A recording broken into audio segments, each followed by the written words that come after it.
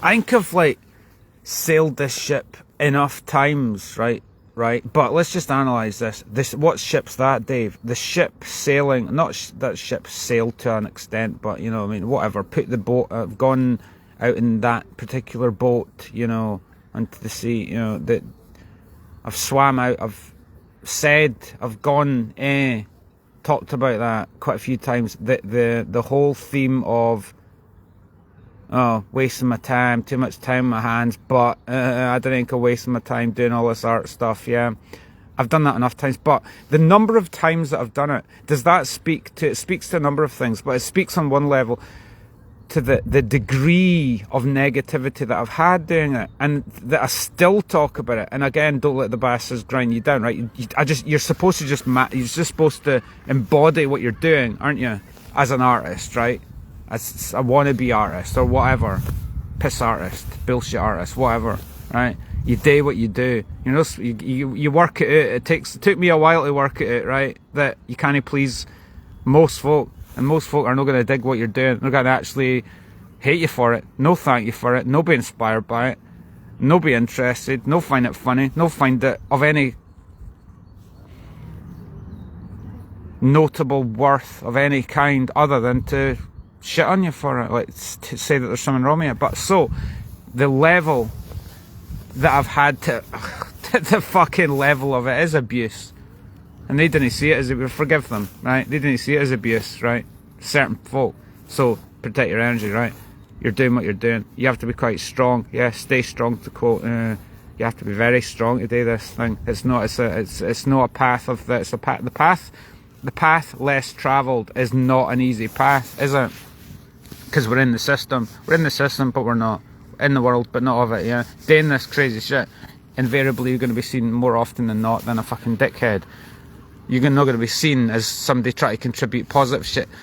The person who tries to contribute shitloads of positive stuff is scapegoated as the problem.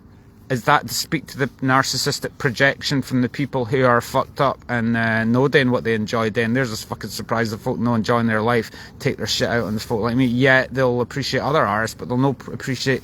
There's a lot of appreciation for artists on the telly. The Hypnotist show that David Icke talked about, right?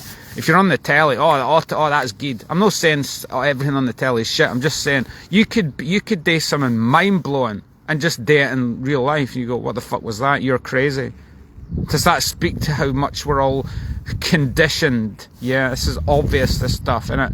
The Hypnotist show of the television. I've done some good things on my YouTube videos and they've got 0 views. And you send them to folk and they don't like that you've done it, do they? But they'll love that some famous person across hundreds of miles, thousands of miles away over in America has done something, said something cool. I could do the most top-notch Robert De Niro impersonate. I could do it right now. I've not done it. I'll not do it because I've done it 1,000 fucking times, right? I could do the best fucking Robert De Niro impersonation ever invented, right? And if I'm not on some fucking Graham Norton chat show, it didn't happen, did it? It's kind of like Strava, innit? You didn't upload your ride on Strava, so it didn't happen. Does that speak to the conditioning? Does that speak to the people being in the box? Free spirit. Free, set them free, you know, situation. I could do some awesome stuff here. But unless there's a fucking somebody telling you, Chris Morris, tell you what to think, tell you what to like, almost, then it's bullshit. I'm just touching on that idea, you know what I mean? I could climb that fucking whole tree right to the top and it'd do some fucking awesome stuff and create the best fucking visual thing in real life that Dumfries has ever seen. I'd be like, you're fucking mental. I could do the best Robert De Niro impression. I'd be like, are you okay? Really? Or some famous person does it on fucking Graham Norton or fucking Jimmy Fallon or whatever he's called. No. And it's like, whoa, so that appealed to authority, right? So let's bring it back to the art therapy, the king of art therapy, the best YouTuber in the history of Dumfries, the best motivational speaker in the Dumfries, one of the finest athletes that Dumfries has ever known, one of the best preachers in Dumfries. I'll call myself that, self-proclaimed one of the best men in Dumfries. So I could do some awesome shit and you'd be shouting for it. So Yeah, does that speak to the strength that we have to have doing this? You know, because I don't give a fuck what other people think. You actually truly got to believe that in your bones. You get what I mean? Like, so speaking on the art therapy thing, right? I didn't think this all was a waste, was it? Is it the same fucking, you know, my days of explaining are gone, embody it, fuck the fucking dickheads. They might catch up, but if they catch up, too late. Because I'm already got to be on the telly. I'm already got to be on the telly. Sorry, blow me if you didn't like that. It's happening, it's coming out probably in a couple of months, 2 or 3 months maybe. A wee feature thing. It's no like, I didn't do a De Niro on the BBC or anything like that, but I stepped it up a wee bit. Wee featured thing. I didn't even ken my reputation. The folk in the industry ken that I'm at that level, knocking on the door, wee featured things. And so I did it. I did it. So Ken my sister turned into Max Cady from Cape Fear. Did you do that? Oh. There's always one. Negative. Well, I was doing your little pesky little sketches. Would you please call for me the American Bar Association rules of profession? You know, I mean, I think this was of obviously some merit, considering I actually did stuff in the industry. But I mean, to quote a lot of these YouTubers that have helped me out, right? They've said, right, it's only if you actually, it's only when certain some of these people, right, that shit on everything you do, right, it's only when they start seeing other people see the value in what they do that they go, and pretend that they were all with you all along, when they actually weren't. They were snakes, they were negative, they were totally negative. How dare you do that? So blow them, because I'm doing this. I'm doing it, to quote Robert. The harvest is here, yeah, to make myself clear. The harvest, I would just define the harvest as fit as fuck on the bike. I mean, the seeds that I planted, maybe since I was born, are manifesting now.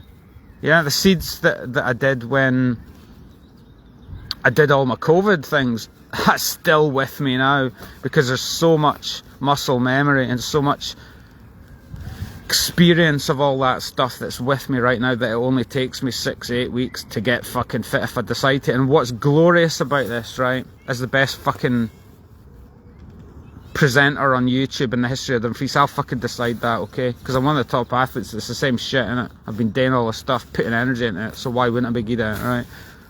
But as that guy who kens he's done that, he's like, yeah, I think it's quite a cool thing that this race that's happening next month, right?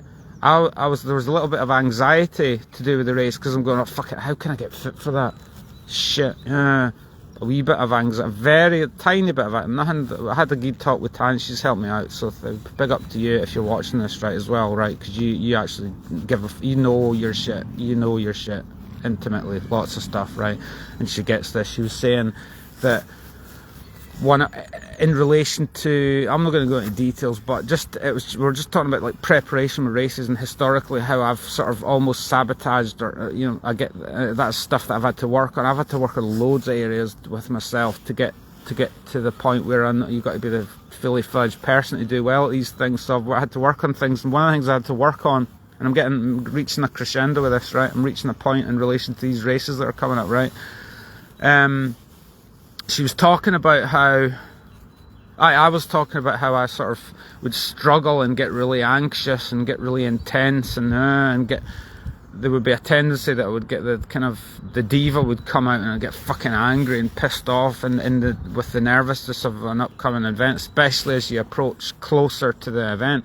And I've had to work on that, and I go, I'm actually more mature now that that doesn't come out in me so much. So when this race comes up, there will be still a wee element of that weakness in me. That's my Achilles heel, you know, kind of sabotaging myself. And there's been many times I didn't turn up at the national, legs were like jelly. I had prepared, but that's a slightly separate thing. But with a lot of this stuff, I've underperformed on the actual stage.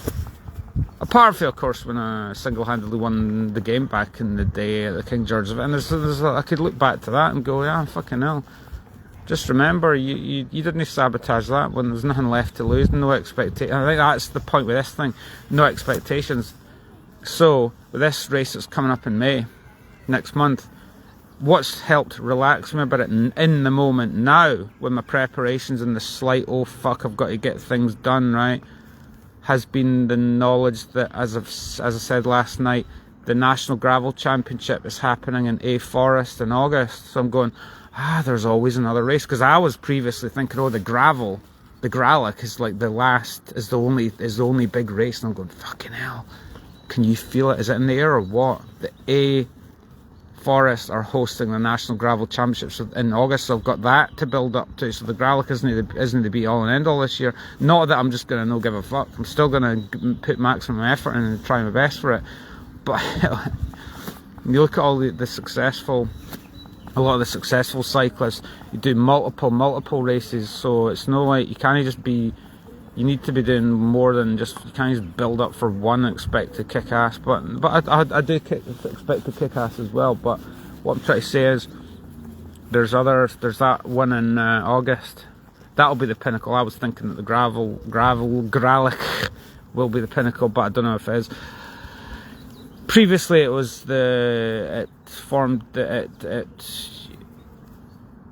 included the qualification for the UCI World Gravel Championship. I think this year you qualify for the European Gravel Championship. I need to look up to see whether the national one at the A Forest includes the qualification for the European Gravel Championships. If so, then that again takes the pressure off. So I'll finish with this, right? When I did the first Gralic, I think it was the top 20% of each age category qualified for the World Gravel Championship, right? I was 25%. I went to the timekeeper afterwards and I asked, and he was able to tell me I was 25% in my age category. And I'm not making excuses, I'm just get a fix on things, right? This is 3 years ago now, right? And I got, that was with a slow puncture. The air wasn't full in the back tyre, and I did a fucking 4-hour bike ride with air that was leaking at the back thing, that it wasn't properly sealing, and I had half pressure in it, and I still managed 25% when 20 would have qualified.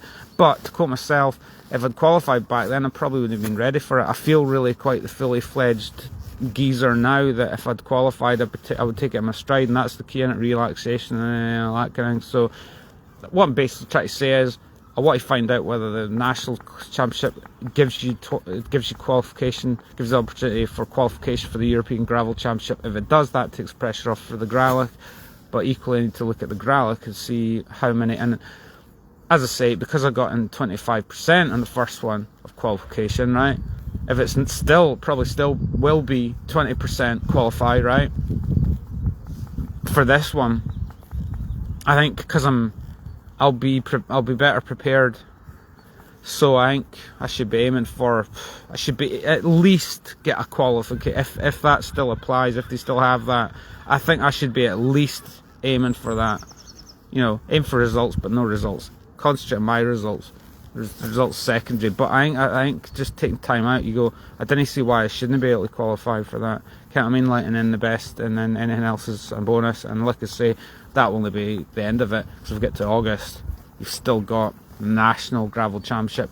And I competed in the National Gravel Championships a couple of years ago down in Suffolk, and that was a baptism of fire, coming of age, whatever the expression is. It was tough, right? So because I've done that, I've got that experience, so when I turn up for this one in August, home turf, I'll be, May, then I've got May, June, July, a couple of months to get even fitter. So I think that would be the ultimate goal for this year. But again, even that, when that's done, that's not over. We've got hill climb season, which is September and October, so I'll be fit as fuck.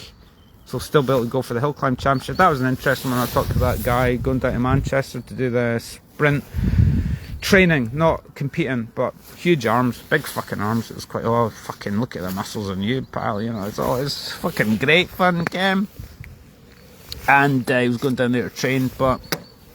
And I was saying to him that when I did this thing down in Muckleton CC hill climb down in Carbridge, Prospect Hill, I told him I was just having small talk with him about cycling shit, that you instantly bond over. We could have spoken to each other for ages, but I just had a wee talk, and he shook my hand and said, "Oh, nice to meet you. Thanks very much. Yeah, at least somebody likes me." Again, right? And then he goes, I was telling him, in relation to his arms, I was just talking about any old bullshit. I was like, aye, the guy that won that hill climb, he had these huge sprinter legs. I was like, how did he manage it? And he was saying, aye, sometimes you find with the shorter events, aye, sometimes those guys do well. And normally it's the skinny jockey guy, climber guy that wins it, but anyway, who gives a fuck? And came at me late night time.